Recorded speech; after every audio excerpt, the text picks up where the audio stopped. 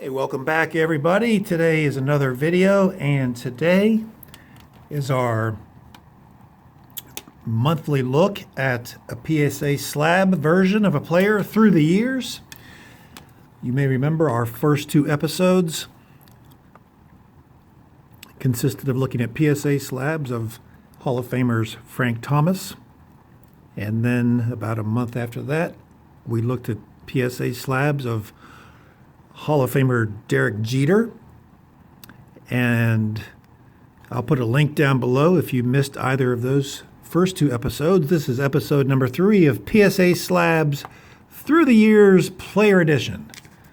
Without further ado, let's just get right into it. We're going to have a bunch of cards out here. Hopefully these card holders are substantial enough to hold the cards that we're going to be looking at. Put some of these out in advance. But much like with the Frank Thomas look through the years, I've got a lot of pre-rookie cards that I like to collect. This is Randy Johnson's first year in the minor leagues, 1986 Pro Cards edition, West Palm Beach Expos. Very limited, very hard to get. This is a PSA 8, as you see there. Not much information on the back. 6'10", tallest left-handed pitcher in history at the time. Just 23 years old. He was graduated from USC and came to the Expos, and they tried to master his height and his ability to throw nearly 100 miles an hour. So that's 1986 West Palm Beach Expos. That's in a near mint 8. If you can find that in a PSA 10, you're probably looking at a $700 or $800 card. Very valuable, very rare. Next year in minor leagues was at Jacksonville Expos. This is in a mint 9. And again, he's got the year at Jamestown and the year at West Palm Beach. Jamestown was rookie league right after the draft, and then West Palm was his first full season in minor leagues. 87 Pro Cards, Jacksonville Expos.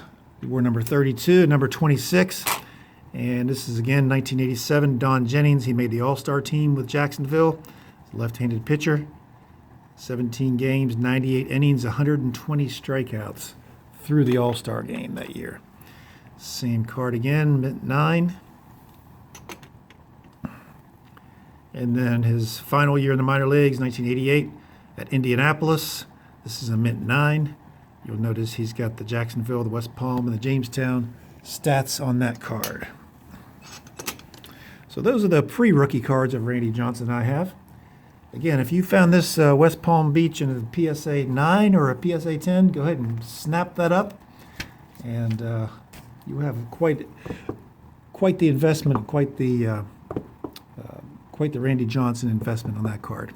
Great card to have. First year in the professional ball and in a legitimate nationwide set was the 89 Topps. He was also in the 89 Topps traded.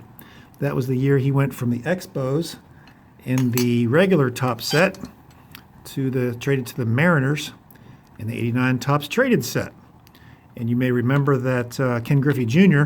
was not in the regular Topps edition, but he was in the 89 Topps traded set, and everybody was hot after that.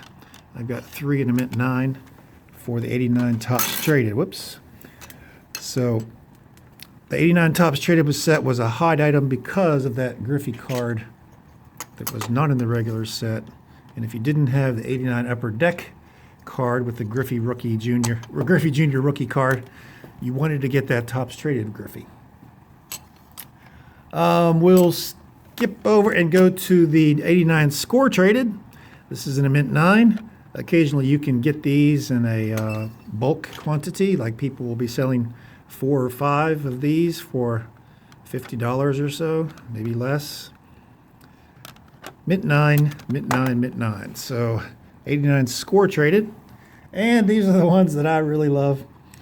The 89 Fleer, of course, which is my one of my favorite sets of all time. Junk Wax Era Extraordinaire, but still one of my favorite sets. Partially because of the Randy Johnson rookie card era cards I've gone over this card before because it's just simply one of my favorite cards of all time. But there are, who knows how many versions of these cards exist, but a known 11 versions, variations of these air cards exist. And well, why does it have an air card? Well, originally, when this card first came out, let's see if I have one. I don't have one graded, but you may be able to see, like this is a partially obscured, that black box area right there, that had a Marlboro ad on it. And it was plain as day, right over his left shoulder on the right side of this card, it said Marlboro. And you think, well, why is that such a big deal? Because one of the most iconic cards of the 80s, Mark McGwire, 85 Topps from the USA baseball team, his rookie card, right there you see it says Marlboro, well, the beginnings of Marlboro. And they didn't pull this card off the market. So why did they pull this card off the market? Well, between 1985, when the 85 Topps set came out, and 89, when the 89 Fleer came out, there was a federal law that changed that disallowed cigarette advertising. They were trying to cut back on teen smoking, and one of the laws that they implemented was a very harsh cut down on cigarette advertising.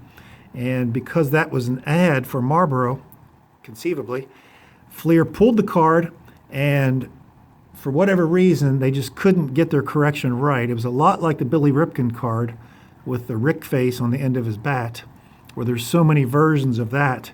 There's a white scribble, there's a black scribble, there's of course, the original uncorrected version that says Rick face, and then there's a black box.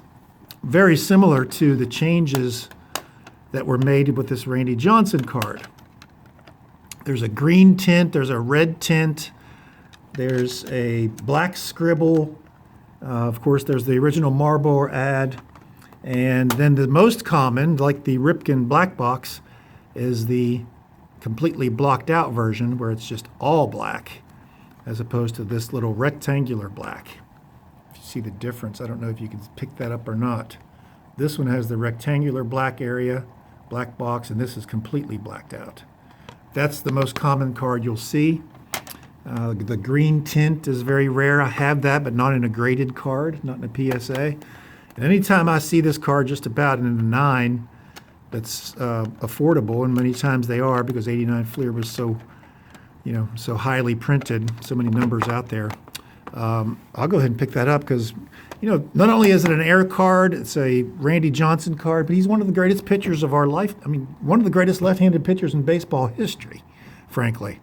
He's got 5 Cy Young Awards, almost 4,900 strikeouts. He was MVP of the 2001 World Series and first ballot Hall of Famer in 2015 with 94% of the vote. But that's it.